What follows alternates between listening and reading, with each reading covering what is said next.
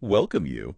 So you've sent over some really fascinating material about the big power players in media, specifically the ones who built their empires right here in New York City. Hmm. Our goal with this deep dive is really to pull out the most important, the most, intriguing insights from all that for you. Right. The stuff that gives you that real feel for the forces behind what you actually read and watch. Exactly. Think Yeah. of it as like your shortcut. We're doing the sifting, trying to get you to the core of it. Yeah, we've got articles, maybe some research notes you found, maybe even just your own takes on it. We're aiming to connect those dots. Okay. We'll look at, why NYC in the first place, then the traditional giants, the digital folks shaking things up, streaming, and, well, what ties them all together? Okay, so let's dive right in. The big question first, for you, the listener. Hmm. Why New York? Why here? What makes it the media capital? Well, it's this unique mix of things, really, like a perfect storm, your sources probably mentioned. Oh, yeah. You've got Wall Street right there, which, historically meant money, access to capital. Crucial for starting anything big. Absolutely. Then there's just this incredible density of talent, writers, artists, journalists. They all come here. And the institutions, right? Like Columbia Journalism. Exactly. Places like that feeding the pipeline. And, Yeah. you can't discount the NYC hustle, that energy. Yeah, that drive. It definitely feels different here. It pushes things forward. So it's really not an accident. You see all these headquarters, news, fashion, entertainment, tech, media packed in here. It makes sense when you lay it out like that. It's like a self-feeding cycle. Precisely. The money attracts talent. Talent creates great stuff. Schools provide new people. And the city's vibe just keeps it all buzzing. Okay, so building on that foundation, let's talk about some of the titans, the big names who really built things here. Rupert Murdoch has to be near the top of that list. News Corp, Fox. Oh, absolutely. It's impossible to ignore his impact. What's interesting from your materials, likely, is how he changed different media types. Like the New York Post. Yeah, turn it into that really punchy tabloid. He understood that audience. But maybe even bigger was launching Fox News from Manhattan. That definitely shifted the landscape. Hugely. Your sources probably highlighted that. He saw an opening, a group he felt wasn't being served by mainstream news, and built something very distinct, very assertive. Right. And it completely changed cable news dynamics. No question. Then you have a very different kind of influence with the Sulzberger family and the New York Times. Amazing story of adapting, isn't it? It really is. It's a fantastic case study, moving from print legacy to digital dominance. Up R.A.G. Sulzberg, yeah. Exactly, reaching over 10 million digital subs now? That's huge. It really is. And the key thing your sources probably point out is they did it while arguably sticking to their core journalism, investing in it. Building that loyalty, that value proposition for the subscription. Right. Proving quality journalism can work online if you get the model right.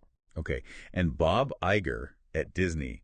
Obviously, Disney's HQ is California, but the NYC roots are deep, right? Huh. ABC News, ESPN. Very deep. And Iger himself, as your notes might mention, he's got Long Island roots, started his career here. Okay. So even though the company's global and grew massively under him with Marvel, Lucasfilm, Fox, huge acquisitions. there's still that foundational connection to the New York media scene. It shows how talent fostered here can go, well, global. Okay, let's pivot a bit. The digital disruptors.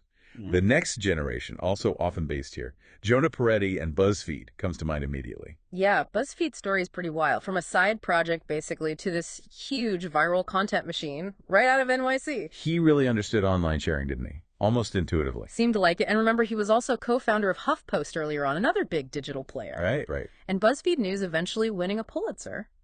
That says a lot about how digital media grew up, from listicles to, serious reporting. And then there's Brian Goldberg with Bustle Digital Group, BDG. He seems very intentional about building like a modern Condé Nast. That's exactly the comparison often made. He's buying up these brands, Bustle, Elite Daily, Mike, even Gawker's Revival. All aimed at millennials, Gen Z mostly. Pretty much, creating this big portfolio, headquartered here. It shows NYC is still the place for that kind of ambition in digital media. The source material also brought up the girl boss era. Figures like Sophia Amoruso, Emily Weiss, not all NYC based now maybe, but the connection seems strong. Yeah, it's an interesting cultural wave to look at. The term itself is, well, complicated now. Here. But the movement definitely opened doors for more women leaders, especially in fashion and lifestyle media. And companies like Into the Gloss or publications like The Cut, They had strong NYC presences, big teams here. So the city was a crucible for that trend, too. It seems like it, a place where those ideas could really take hold and spread within the industry. Okay, shifting again. Streaming and audio. Still a major NYC presence, right? Spotify moving their US HQ here was a big statement. Huge statement, putting it right at the World Trade Center. That says a lot about New York's continued gravity for, well, digital audio. And they bought Gimlet Media, too. Exactly, a homegrown NYC podcasting success story. So Spotify's doubling down, really, on New York's role in the future of audio. And then you've got things like The Ringer, Bill Simmons' outfit, backed by Spotify now. Huge in podcasting, sports, pop culture. And Barstool Sports. Very different vibe, but also based here in Manhattan. Right. Super viral, very distinct. Maybe you could say a very NYC attitude sometimes. Maybe so. But undeniably successful in building that loyal digital audience. Definitely. These examples show the sheer variety of digital media thriving here now. It's not just one thing.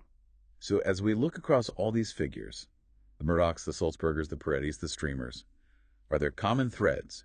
What lessons can you, the listener, take away from their stories? Yeah, when you synthesize the information from your sources, a few things really pop out.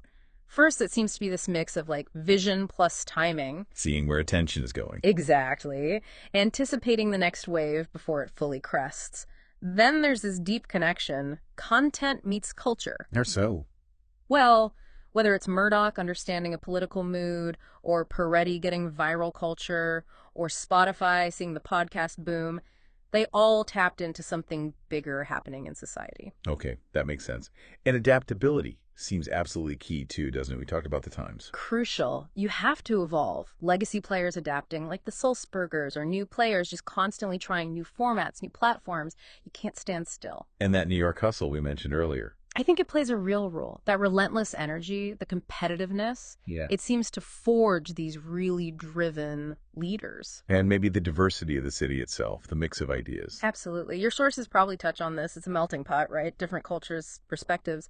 It creates this fertile ground. Where different kinds of media people can connect, clash, innovate. Exactly. It fuels that dynamism. It's not something you easily replicate elsewhere. So, wrapping this up for you, the listener, the big takeaway really seems to be that so much of the media you interact with every day is being shaped by people and companies operating often right out of New York City.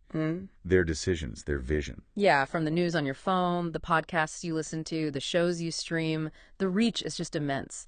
These figures, these NYC-based empires, they have a huge hand in crafting the narratives we consume. Which leads to a final thought, maybe for you to chew on after this deep dive. When you're consuming media, who is behind it? Right. What are the forces, the potential biases, the goals? Does knowing about these New York roots, these mogul characteristics, Right. does it change how you see the information or entertainment coming at you? Definitely something worth reflecting on as you navigate your own media world.